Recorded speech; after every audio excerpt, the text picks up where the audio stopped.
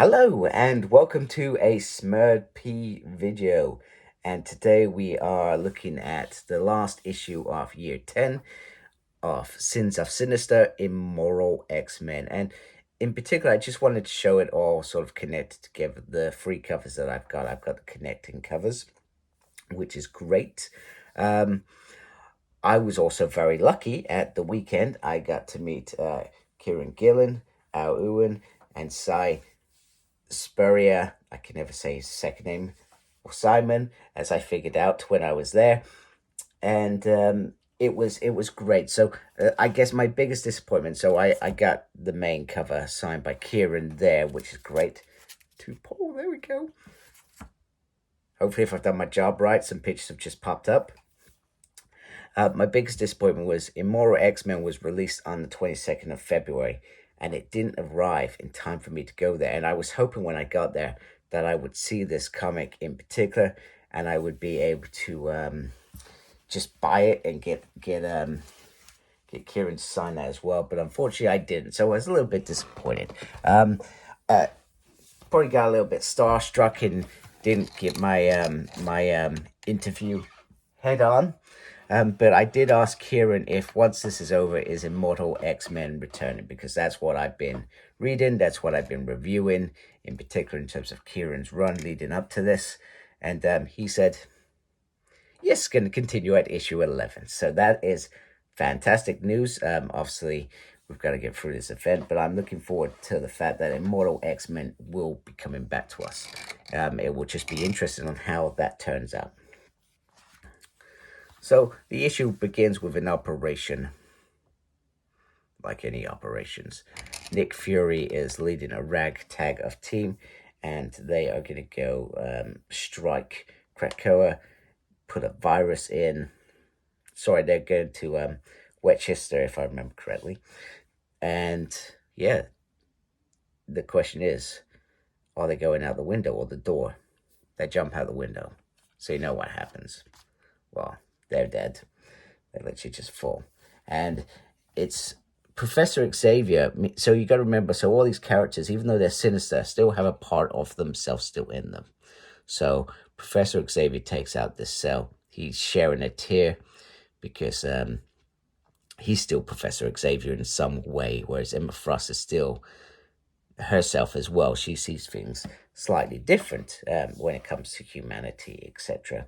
So he's having a little cry, and Xavier says, these are heinous things we do, but we have to submit, we have to do them for the dream to exist. And he just wants them to submit to the dream now, the human beings, and stop attacking them, etc.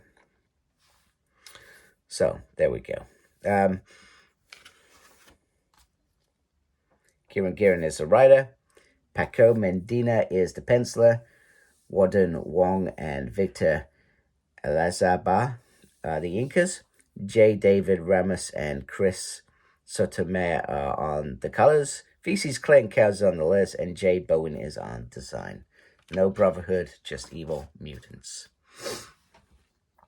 And then we get these sort of glimpse of their characters again. So to me, this is probably the best out of the 3 books so far, because I've obviously been reading these characters, so they've become a big part of my X-Men read. So these together and how they bounce off each other is very, very important.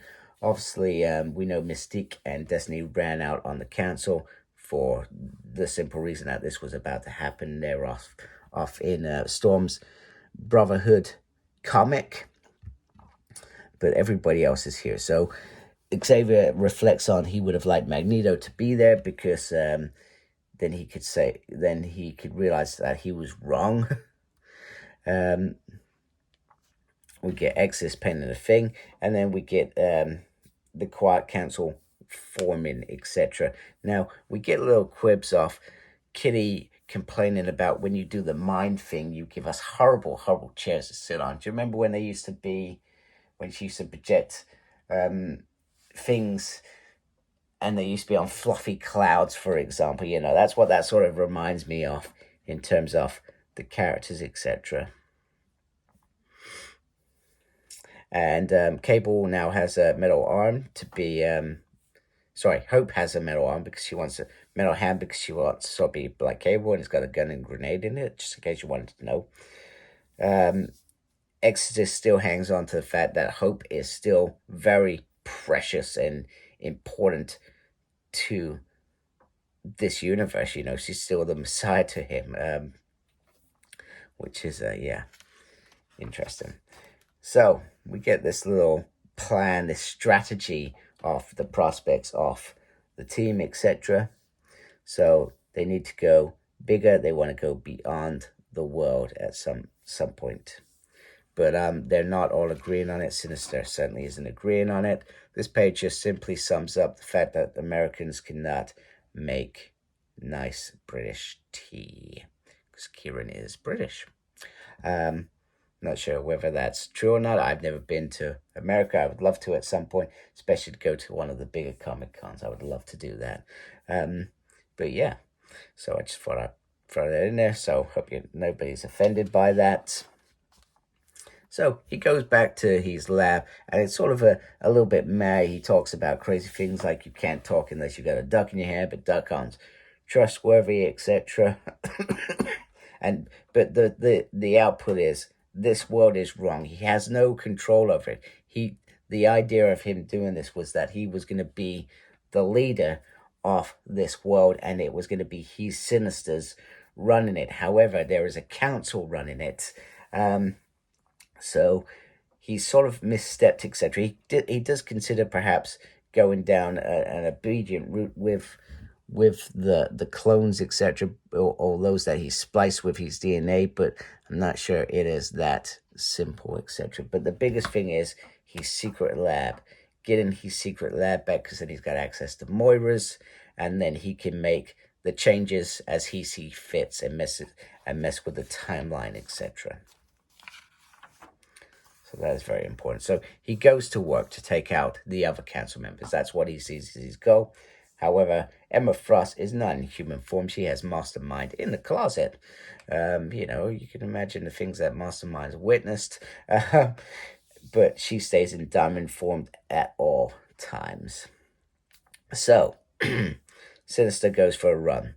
Emma calls council. They are on the hunt, and then we get this sort of monologue. I'm not a fan of these at all, but I think they're here to stay at the moment, so we have to deal with it. So Emma Frost eventually catches up with Sinister, who tries to use a weapon that Banshee and Cypher put together, and he does get a good blast off and takes her arm. However, she has a Wolverine patch.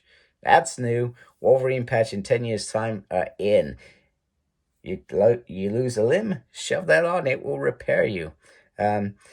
She also makes a quip that we create our own things, whereas you sort of steal and take, etc.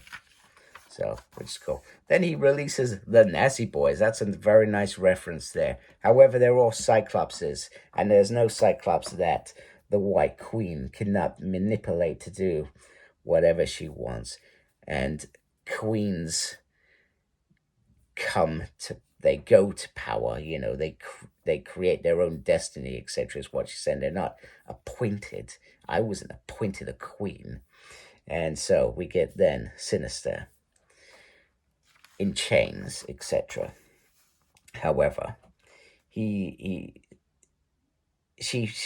intends to destroy the Sinister and be done with it, and then we would be in this universe forever. However, he has a ploy to try and rope her back in. Meanwhile, on this side, I noticed that this looks like a Weapon X Ghost Rider. I just thought I'd point that out to you.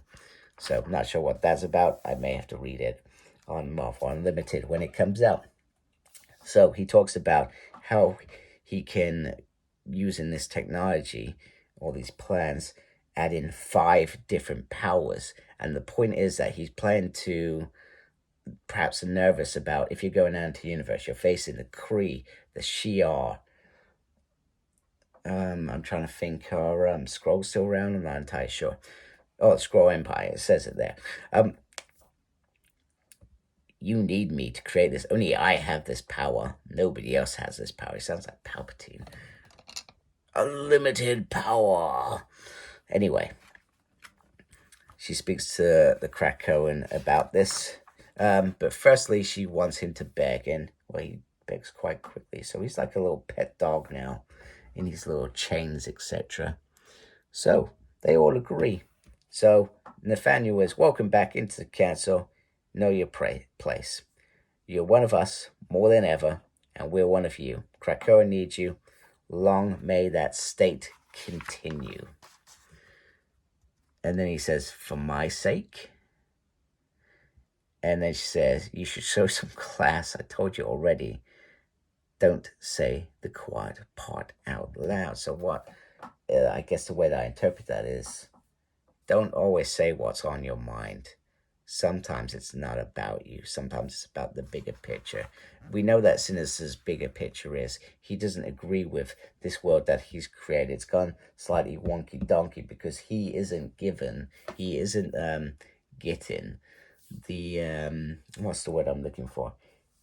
He isn't in charge of it. He isn't controlling it. And that's what he wanted, a world of his making where he could control it. Whereas the council, because they have their human elements, wanted something bigger, something more, because those personalities still exist, you know. So, yeah, I really did enjoy this issue. It was a great issue. And that is year 10 done. So we're going to move on to year 100. So it will be interesting to see how these characters have changed in 100 years and what's been going on. I'll be interested to see how the Storm one in particular plays out. Because if she's now got access to resurrection tools, how is she still alive? How is Cable still alive? How are some of the others still alive? That will be an interesting one. So I look forward to seeing that. Yeah, so had a really nice time in London. Really happy. I've got to give a shout out to my son Charlie, because he took the pictures for me, and my daughter was obviously, she was very happy to be in pictures with these guys. She loves doing that sort of stuff, which is really cool. So we had a really nice time, me and these Ryans. It was really great. And yeah, if I could have my time over, I probably would have asked some more interesting questions rather than just, is it Immortal X-men coming back? Please, Kieran. Anyway, thank you for watching. If you do like my channel, please support me by subscribing. Thank you to everybody that is subscribed. Really appreciate you folks. And make sure you look after yourself. Very important these days. Embrace geekiness. Take care. Goodbye.